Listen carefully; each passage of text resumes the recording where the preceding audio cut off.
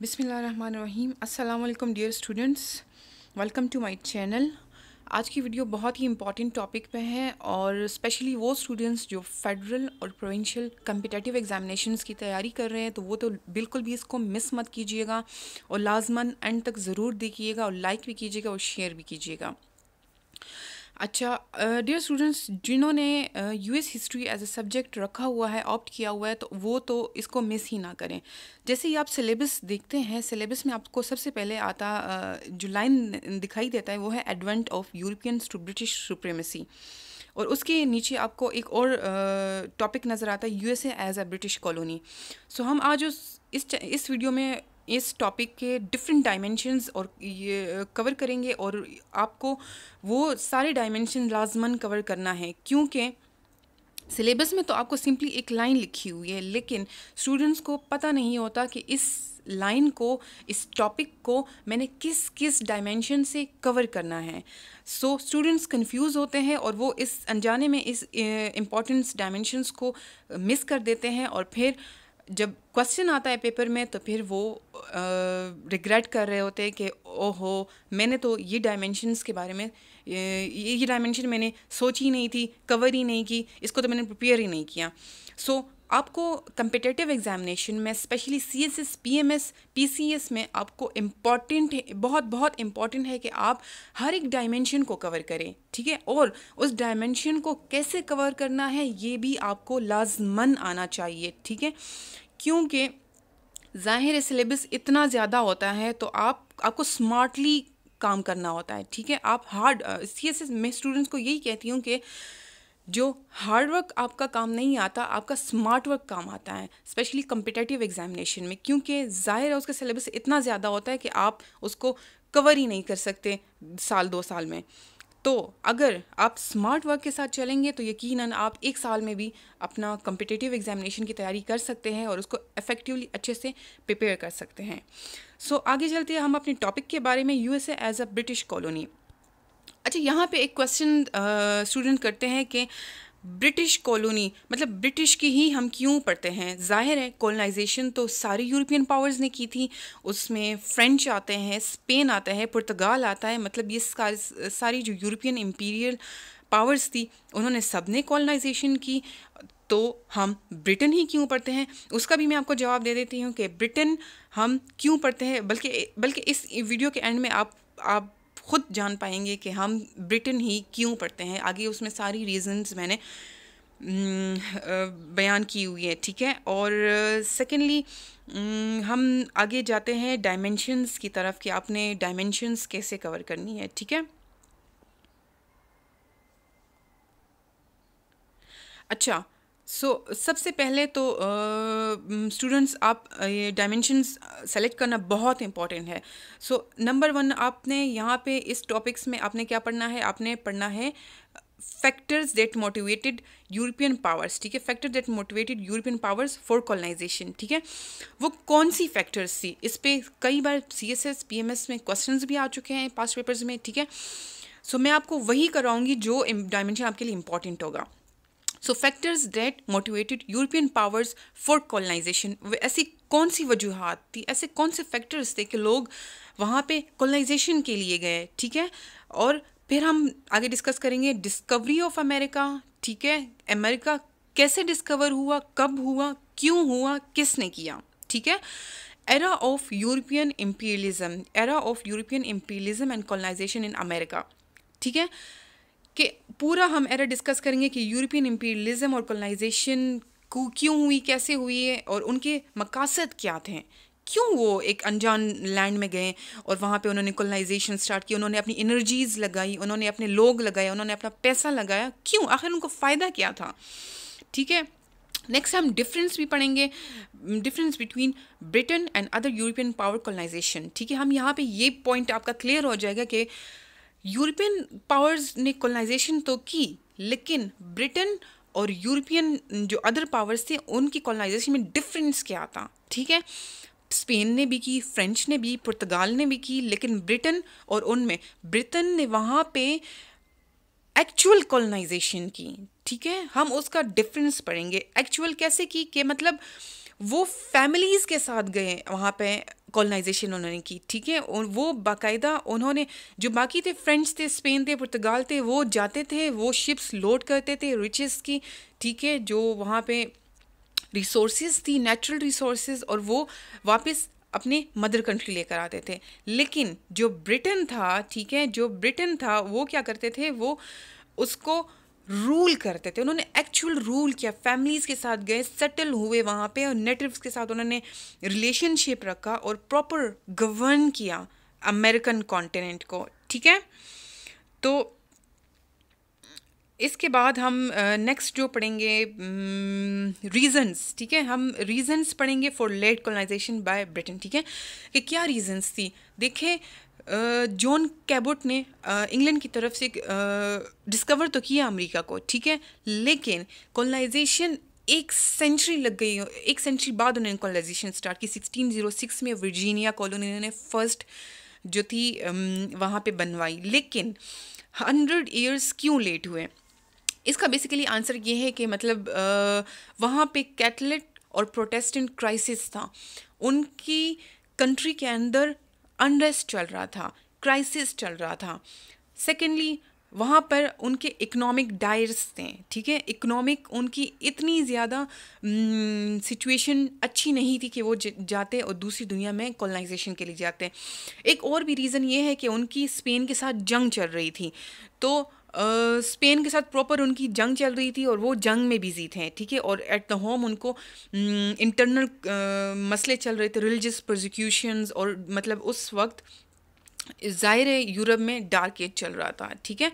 इसके बाद हम एक और डायमेंशन पढ़ेंगे, impacts of Britain advent in USA, ठीक है।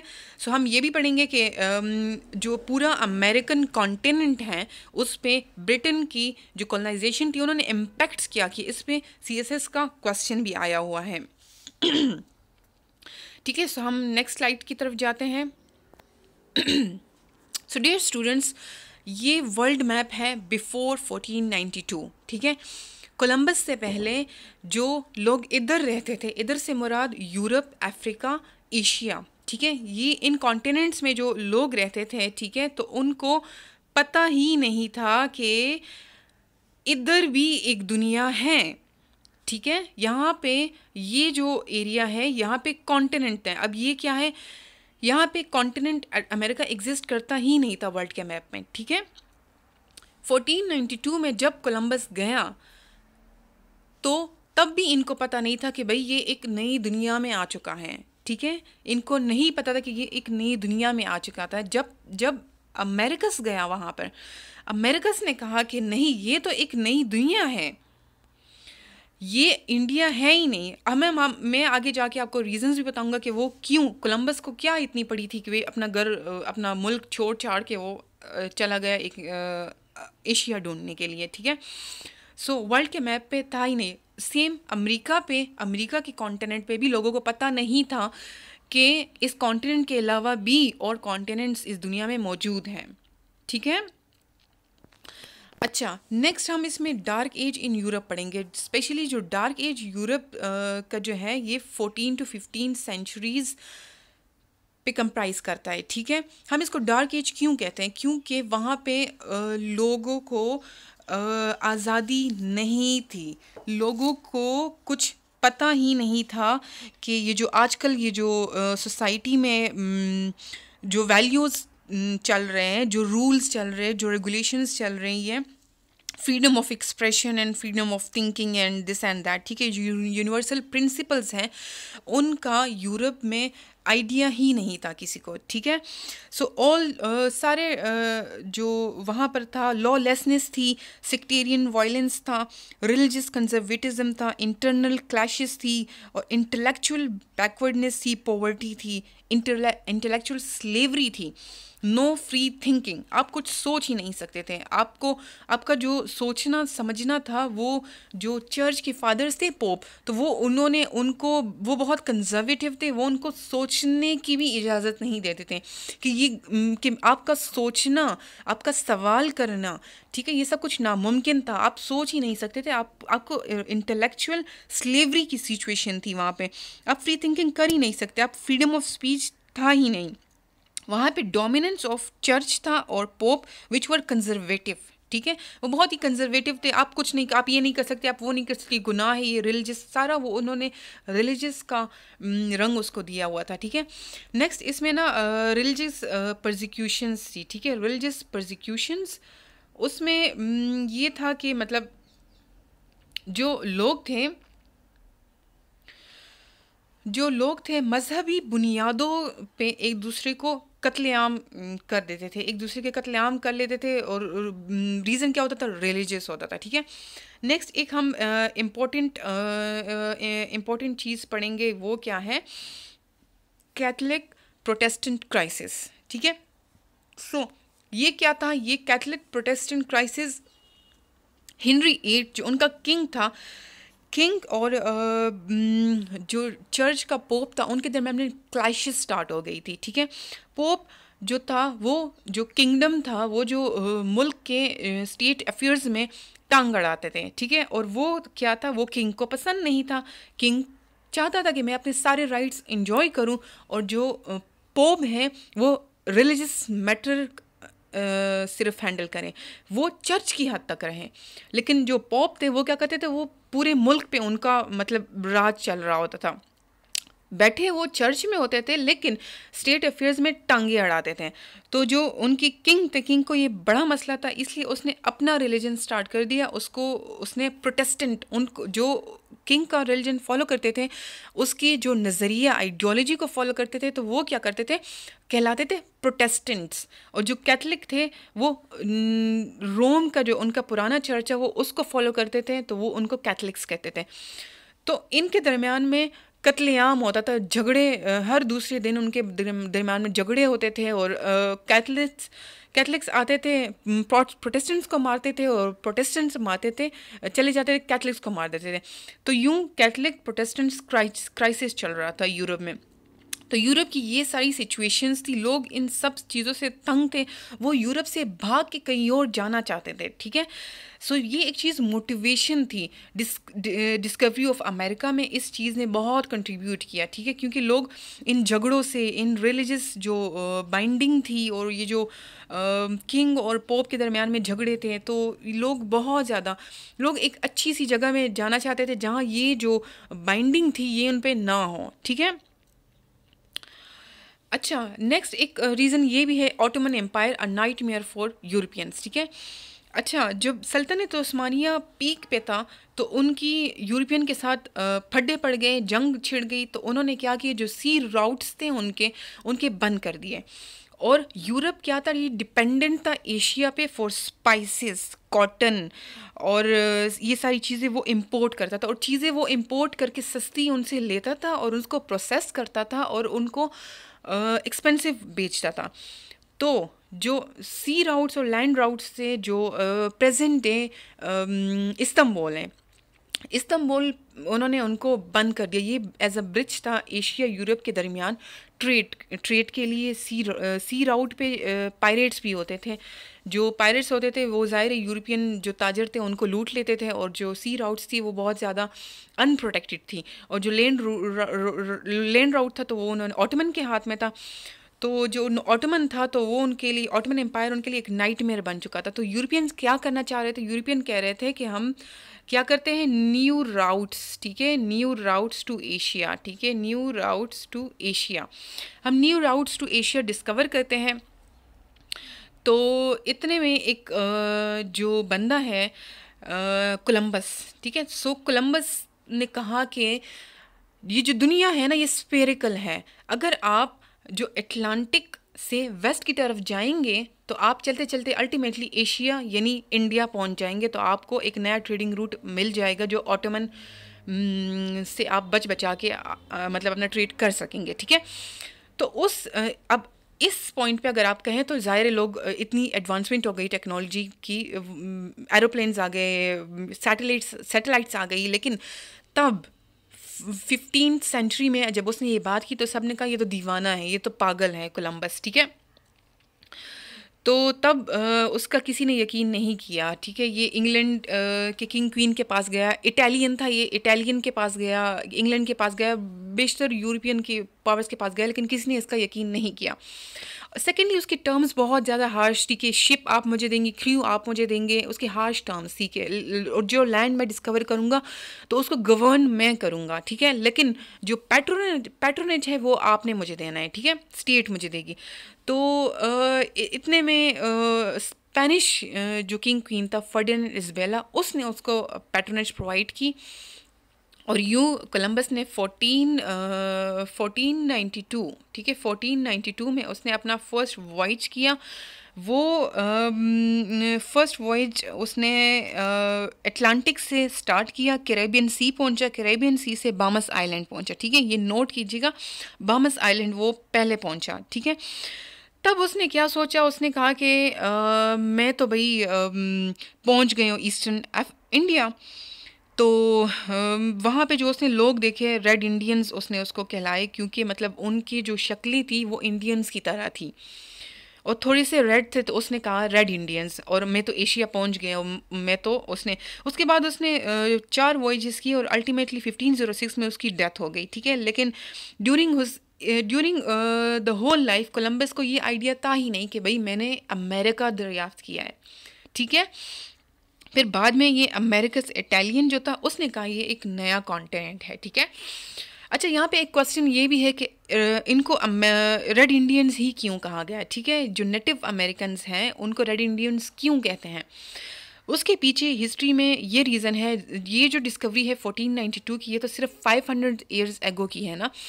हिस्ट्री हमें ये बताती है डिफरेंट बुक्स में ये है कि 20 to 25,000 पहले इंडिया से खानाबदोश लोग गए थे ऊपर रशिया की तरफ, साइबेरिया के रीजन में, ठीक है। और जो अटलांटिक में रशिया का जो रीजन है साइबेरिया, और जो अमेरिका का जो रीजन है अलास्का, ये एक ब्रिज के थ्रू कनेक्टेड थे। वो ब्रिज लैंड का भी हो सकता था या फिर ये आइस का भी हो सकता था, ठीक है।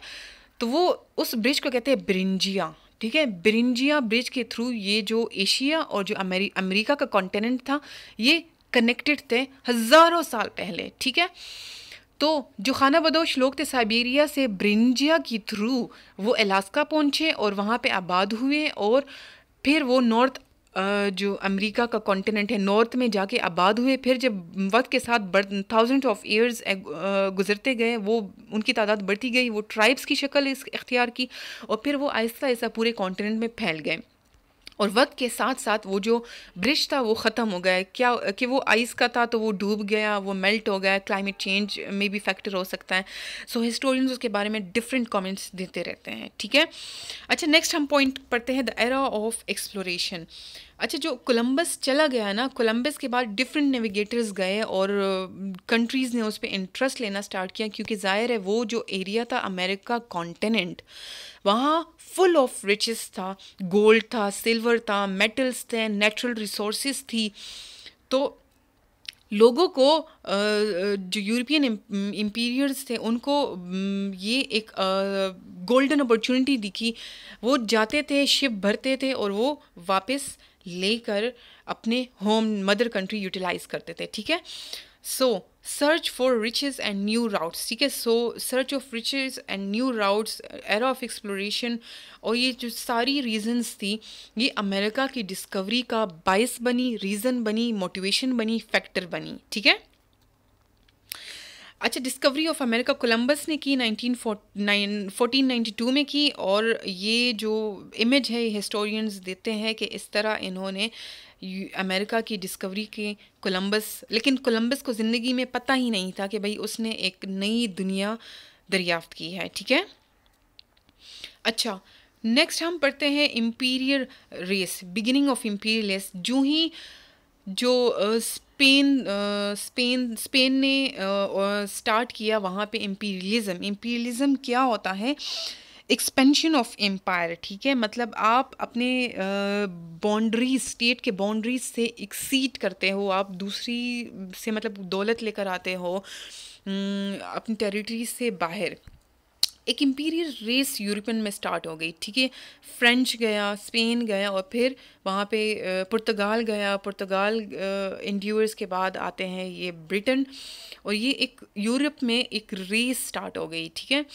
और उस रेस को सिंबल ऑफ डिग्निटी समझा जाता है। जितनी ज़्यादा आपने लैंड इम्पीरियलिज्म में पोजेस करते हो, जितनी ज़्यादा आपने और होल्डिंग्स ले ली और ज़मीनों पे काबिज हो गए, ठीक है, तो वो उसको as a symbol of dignity and prestige समझते थे यूरोप में, ठीक है। वो उसको बहुत इज्जत की नज़र से, फ़ख्र की नज़र से देखते थे कि ओ वो तो इतनी ज़्यादा उसने लैंड्स ले ली, ठीक है। इसके अलावा यहाँ पर एक और इम्पॉर्टेंट थ्योरी है वाइट मैन बर्डन थ्योरी, ठीक है। So white man burden theory हमारे पास ये है कि ये लोग जब भी जाते थे अंग्रेज़ वहाँ पे, तो वो कहते थे वाइट मैन बर्डन। जब कोई उनसे पूछता था भाई यहाँ पे तुम क्यों आए हो, तो वो कहते वाइट मैन बर्डन, ठीक है, कि हमने रिस्पॉन्सिबिलिटी ली है, हम सिविलाइज्ड लोग हैं, तो हमारी रिस्पॉन्सिबिलिटी है कि हम बाकी दुनिया में जितने भी बैकवर्ड लोग हैं हम उनको भी सिविलाइज्ड कर ले, ठीक है। इसको क्या कहते हैं, पीस पॉलिटिक्स, ठीक है। अंग्रेज़ों ने, ठीक है भाई, हम सब के लैंड्स पे उन्होंने कब्ज़ा माफिया बनकर आए थे, लेकिन उसको भी उन्होंने एक अच्छाई का लिहाफा दे दिया था कि भाई हम तो आप लोगों के साथ फेवर कर रहे हैं, हम तो आप लोगों को का भला चाहते हैं, ठीक है। इसके अलावा यहाँ पे एक और मोटिवेशन फैक्टर भी था, स्प्रेड ऑफ क्रिश्चियनिटी। उन्होंने जो ब्रिटेन था वो ब्रिटेन और जो स्पेन वो बाकायदा मिशनरीज़ लेकर गई अपनी कॉलोनीज़ में, और उन्होंने जो नेटिव अमेरिकन्स थे, रेड इंडियंस थे, उनको बाकायदा क्रिश्चियनिटी कन्वर्जन स्टार्ट कर दी, ठीक है, कि भाई आप लोग अच्छा रिलीजन नहीं है, आप लोगों के जो भी स्पिरिचुअल बिलीव्स है वो सब ख़राब है, आप लोग हमारे रिलीजन में आ जाओ। उन्होंने बाकायदा वहाँ पे क्रिश्चियनिटी को स्प्रेड करना स्टार्ट किया, और उन्होंने उसको एज अ डिवाइन ऑर्डर लिया इसको कि भाई ये अल्लाह की तरफ से है कि हम जाएं और पूरी दुनिया को हम क्या करें, उसको क्रिश्चियन में कन्वर्ट कर दे, ठीक है। अच्छा, द 13 कॉलोनीज़, ठीक है, सबसे पहले उन्होंने वर्जीनिया यहाँ पे इस्टेब्लिश की, और फिर इस तरह आहिस्ता आहिस्ता जो इंग्लैंड था, ब्रिटेन था, उन्होंने 13 कॉलोनीज़ इस्टेब्लिश कर ली। New York, Pennsylvania, North Carolina, South Carolina, Georgia, Maryland, Delaware, New Jersey, Connecticut, Rhode Island, Massachusetts, New Hampshire, ठीक है। तो ये सारे उनकी कॉलोनीज़ थी जो वक्त के साथ साथ उनको पूरी सेंचुरी लगी और उन्होंने आबाद करी 13 कॉलोनीज़, ठीक है। अच्छा, impact of colonisation on America, ठीक है। सो ये हमारा बहुत ज़्यादा इम्पॉर्टेंट और लास्ट स्लाइड है कि इम्पैक्ट्स क्या हुए, और इस पे पूरा CSS का क्वेश्चन आ चुका है स्टूडेंट, ठीक है, कि कॉलोनाइजेशन का अमेरिका कॉन्टिनेंट पे असरात क्या हुए, क्या चेंजेस आई अमेरिकन कॉन्टिनेंट में जब ब्रिटेन ने वहाँ एडवांस किया, जब उन्होंने कॉलोनाइजेशन इम्पीरियलिज्म स्टार्ट की, ठीक है।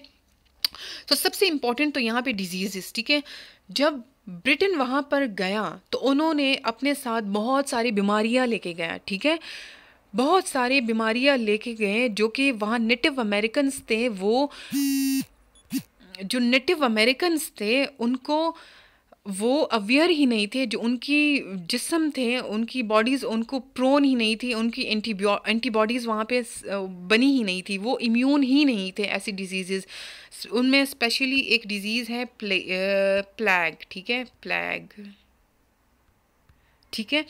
जो प्लैग डिजीज़ थी वो उसने पूरी जो नेटिव अमेरिकन्स की जो ट्राइब्स थी, पूरी ट्राइब्स उन्होंने ख़त्म कर दी थी उनकी, ठीक है ना, उनकी पूरी ट्राइब्स उन्होंने ख़त्म कर दी प्लैग डिजीज़ के, ठीक है ना। और एक इम्पॉर्टेंट बात ये भी है, जब भी किसी को जेल हो जाती थी ना, कोई क्राइम करता था या फिर उसको ख़तरनाक डिजीज़ हो जाती थी यूरोप में, तो वो क्या करते थे, वो उनको अमेरिका छोड़ आते थे कि हम बचे रहें, बाहर बाकी अमेरिकन जाए भाड़ में, ठीक है ना। तो इसी तरह अमेरिकन जो नेटिव अमेरिकन्स थे ना, उनकी पूरी जो नेटिव्स थी, उनकी जो पूरी आबादी थी, वो उनकी जो नस्लें थी काफ़ी हद तक इनकी डिजीज़ की वजह से ख़त्म हो गई, ठीक है।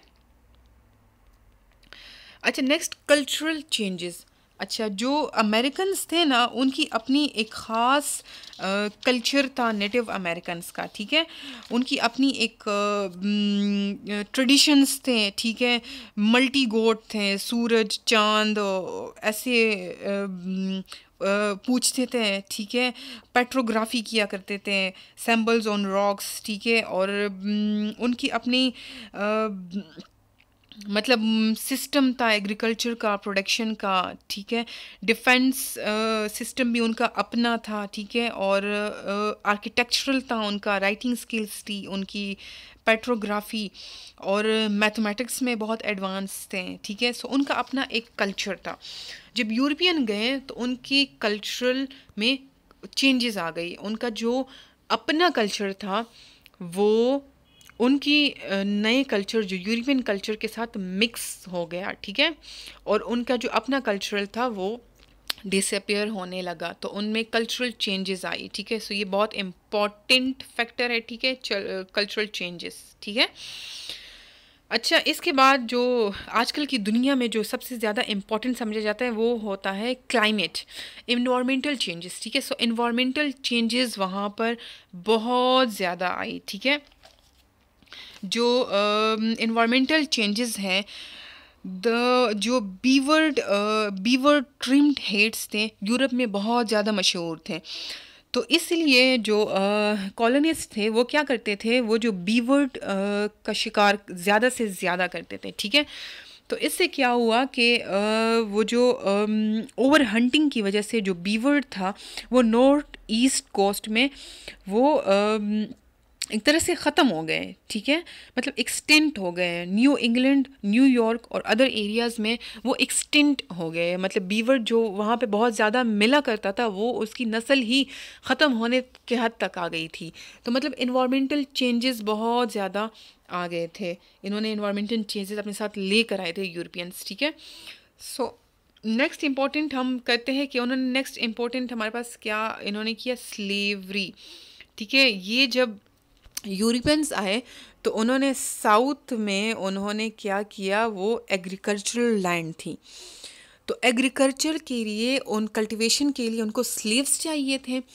स्लेव्स ये लोग क्या करते थे, अफ्रीका से लेकर आते थे, ठीक है? अफ्रीका से स्लेव्स अमेरिका लेकर आते थे, ठीक है? यूएसए, ठीक है?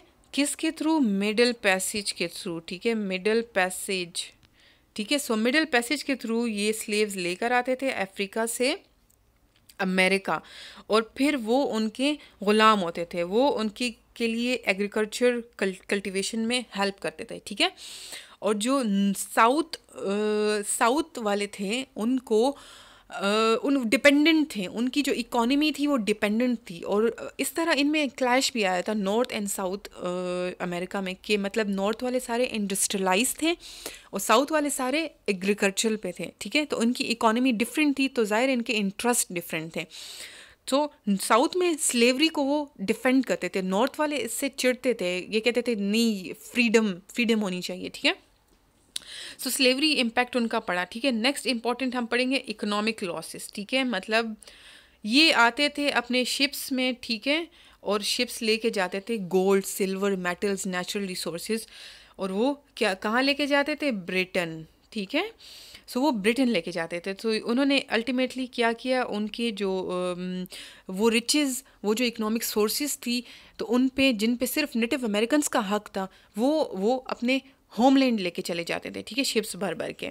सो ये सारे इम्पैक्ट्स थे जो कोलोनाइजेशन ने अमेरिका पे छोड़े, ठीक है? उम्मीद है कि ये सारा टॉपिक आपको समझ आ गया होगा, ठीक है? और आप इसको लाइक और शेयर ज़रूर कीजिएगा, मेरे चैनल को भी सब्सक्राइब कीजिएगा और सपोर्ट कीजिएगा। Thank you so much. And हर एक डायमेंशन को मैंने कोशिश की है कि कवर कर दूं और आपके लिए आसानी पैदा हो और स्टूडेंट्स सुकून से एग्ज़ामिनेशन में तैयार नोट्स के साथ जाए और अपनी स्टडी करें, और अपने टाइम बचाने के लिए मैंने बहुत ज़्यादा मेहनत की थी इसमें।